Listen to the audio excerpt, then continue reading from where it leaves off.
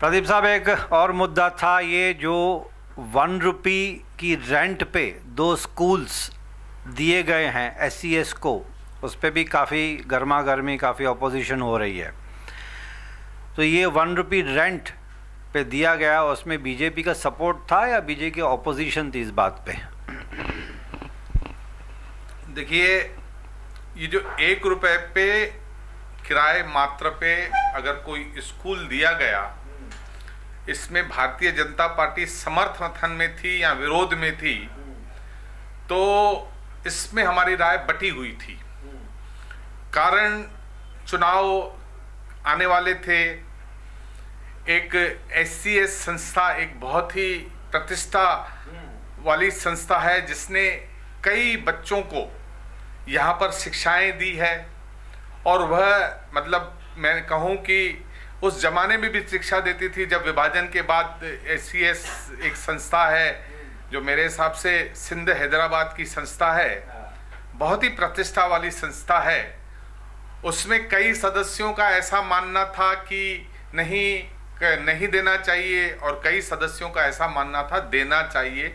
शिक्षा जो वो कई वर्षों से दे रही है उसको यह देना चाहिए।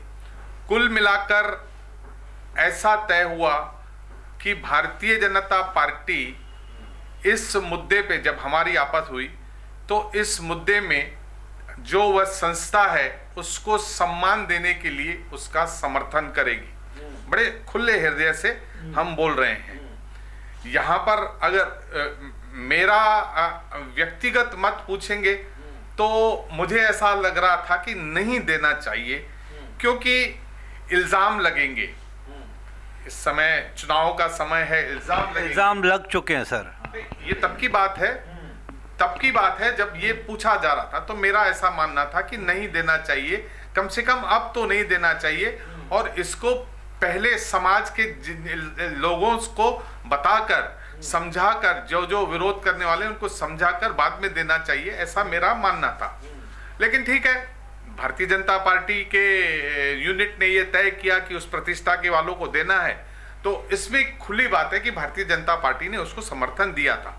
तो केवल भारतीय जनता पार्टी ने समर्थन नहीं दिया, शिवसेना ने भी समर्थन दिया था।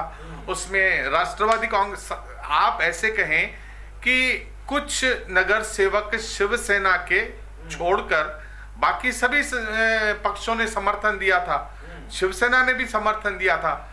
अब राजनीतिक मुद्दा कैसा है कि एक सिंधी भाषी संस्था जिसको शिवसेना समर्थन दे और भारतीय जनता पार्टी समर्थन न दे, तो इसका संदेश भी शहर में गलत जाता। तो कुल मिलाकर हमारी स्थिति ऐसी थी कि हम अगर ना करते तो भी फंसते, हाँ करे तो भी फंसे हैं। लेकिन कोई बात नहीं है, इसमें फंसना नहीं कहते।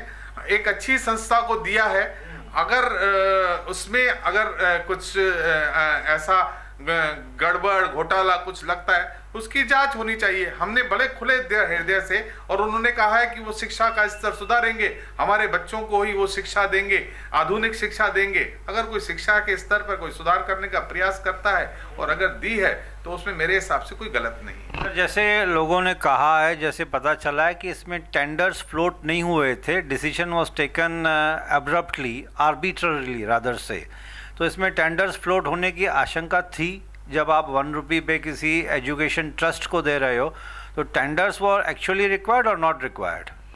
देखिए, एक प्रतियोगिता होती है। इससे पहले 4 स्कूल मराठी माध्यम के 1 रुपये के ऊपर दिए गए थे। हमारे ही लोगों ने हमारे ही समय 1 रुपये पे दिए हैं, वह स्कूल चल रहे हैं। तब उतना शोर नहीं हुआ, तब अच्छा रहा। लेकिन अब दिया है, किसी हमारी संस्था को दिया है, तो शोर है। ये कोई पहली बार नहीं है, ये 1 रुपये के भाड़े तत्व पर दिया है। इससे पहले 4 स्कूल चल रहे हैं। सर, ये शोर उठाने वाले कौन लोग हैं? जब पॉलिटिकल पार्टीज आप बोल रहे हैं कि सब ऑलमोस्ट ऑल पॉलिटिकल पार्टीज ने कंसेंट दे के दिया हुआ है, तो शोर कौन उठा रहा है और क्यों?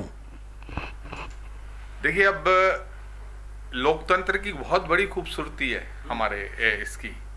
किसी को भी विरोध करने का, समर्थन करने का एक अधिकार रहता है, लेकिन जो चीजें परसेप्शन बनाती हैं, अब एक ऐसा परसेप्शन बना हुआ है, और वो परसेप्शन में एक तो देखिए राजनीति की स्थिति ऐसी है कि जो राजनीति में जितने भी लोग हैं उनको खास करके जो अपने इसमें लोकल बॉडीज में जो राजनीतिक लोग हैं उनको एक अच्छी नजरों से नहीं देखा जा सकता, हमेशा शंका की नजर से देखा जाता है। उस आधार पर यह हो सकता है, एक परसेप्शन बना है कि गलत हुआ है, गलत हुआ है। अगर एक ही बात को 50 बार, 100 बार, 1000 बार गलत गलत कहा जाए तो एक पूरे शहर में परसेप्शन बन जाता है। उस परसेप्शन के अंदर यह एक बात निकल कर सामने आई है। कई ऐसे मुद्दे हैं। किसान का कानून जब लाया था केंद्र सरकार ने, अच्छा कानून लाया था, लेकिन परसेप्शन उसके खिलाफ चला गया।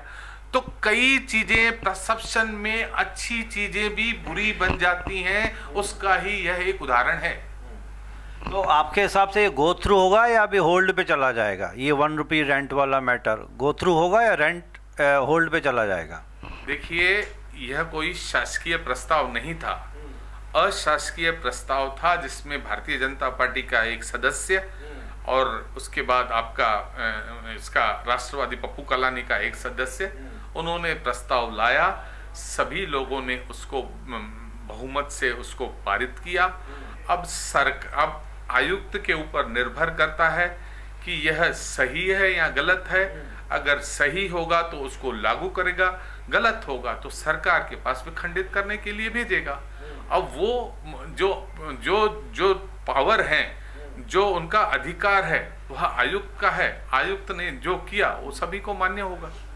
आयुक्त इसको पास भी कर सकते हैं या फिर इसको रिजेक्ट भी कर सकते हैं।